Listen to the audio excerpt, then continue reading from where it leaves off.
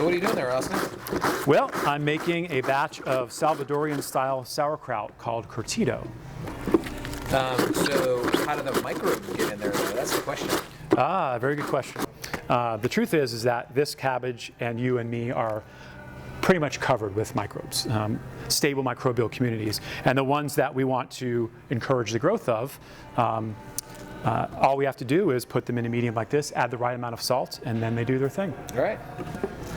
Back when we were talking and first started seeing the barrel age facility, I got inspired with an idea, which actually is very old, which is, what if we took one of these barrels and instead of putting delicious ale into it, putting vegetables? Right.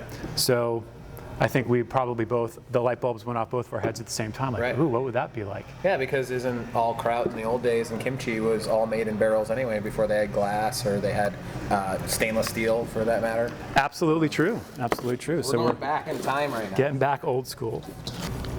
So should I get my stuff salted? Yeah, so go ahead, and that looks like it's about, that's about 3 heads, 6 pounds. So yeah, three heaping tablespoons of salt, probably good.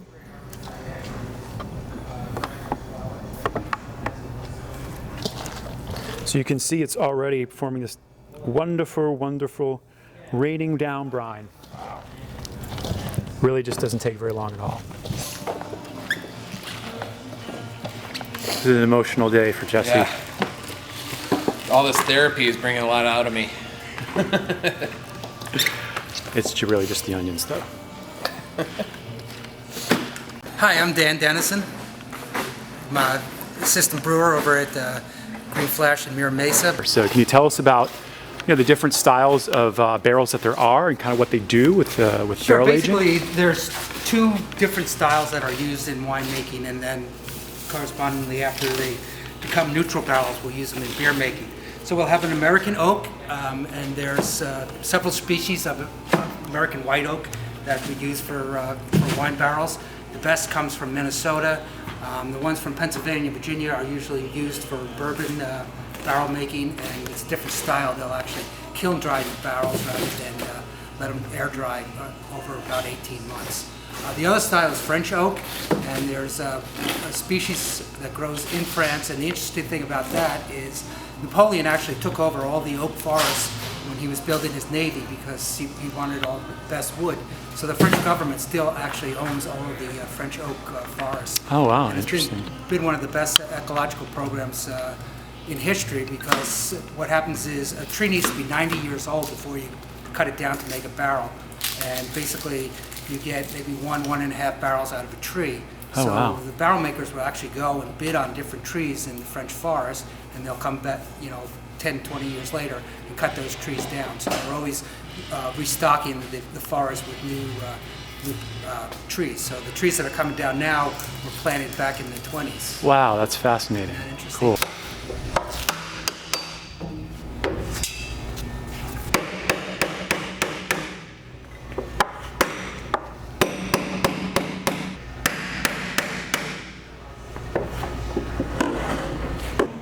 All right, we're loosening up the stave so we can get the end cap of the barrel out.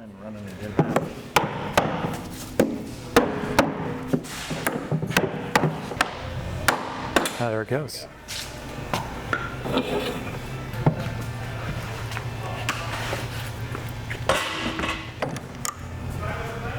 And those aren't rivets; those are just like little nails. staples. Okay. For the whole thing, right? Is that just because it's? They should make the head really loose though. All right. Yep, that was it. Sweet. Smell it. Awesome. Oh. Ooh, smell that. Ooh, I think I'm getting alcoholic fumes just from that. So we're just washing out the red wine barrel here to run our wine-infused sauerkraut experiment.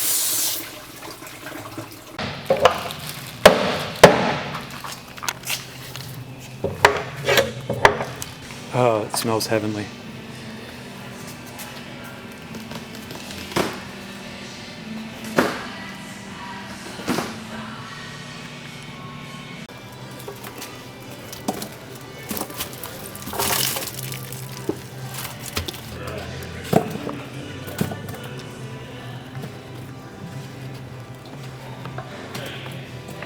delicious brine.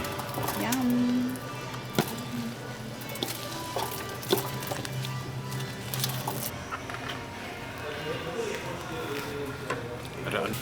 Pressure, so there needs to be a pressure to keep it under so it doesn't flow. I think with all the ingredients and then the red wine infusion and the woodiness, it's gonna really make it cool. I agree, it smells wonderful already. I'm excited about it. All right. Oh, it smells delicious down here.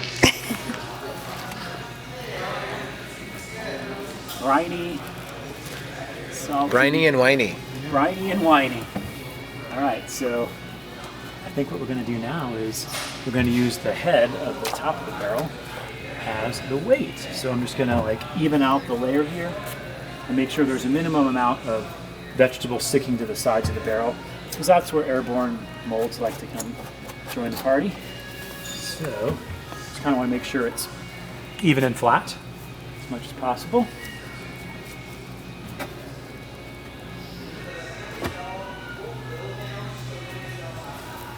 And there we have it. The barrel-aged sauerkraut experiment begins. Yep. It's already happening.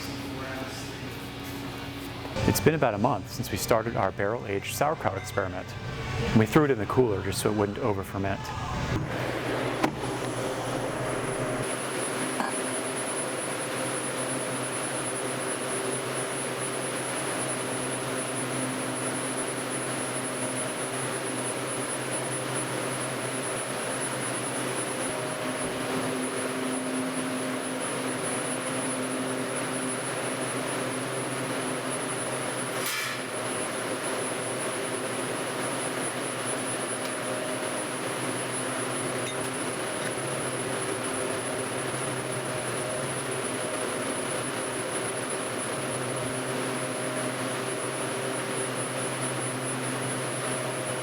So this is Austin coming from the future. Actually, I recorded this 10 years ago, so just wanted to provide a little bit of voiceover.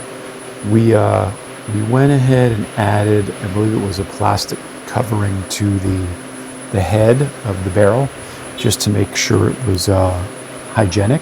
So you can kind of see it's what the black plastic covering is. And yeah, it came out pretty well. You can see a little bit of mold on the sides, but nothing too unpredictable.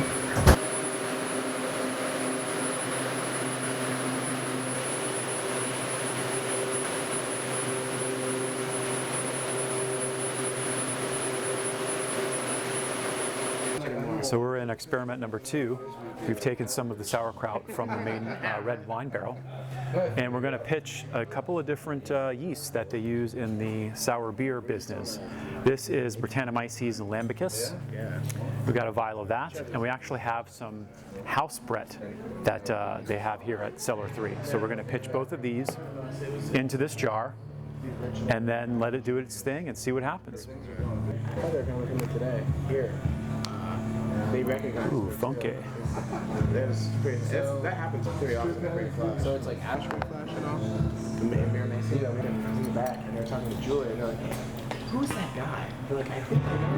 Yeah. She's like, "I don't. That's Mike. He's just one of the tour guides here." And they're like, "He looks so familiar." They're like,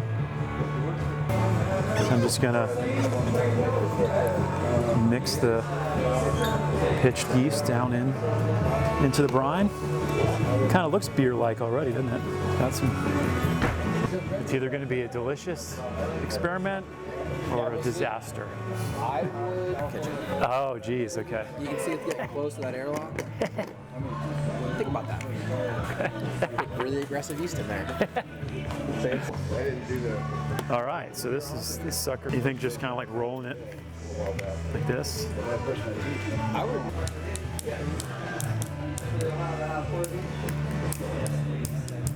And I'll just throw a little label on here so we know what we're dealing with.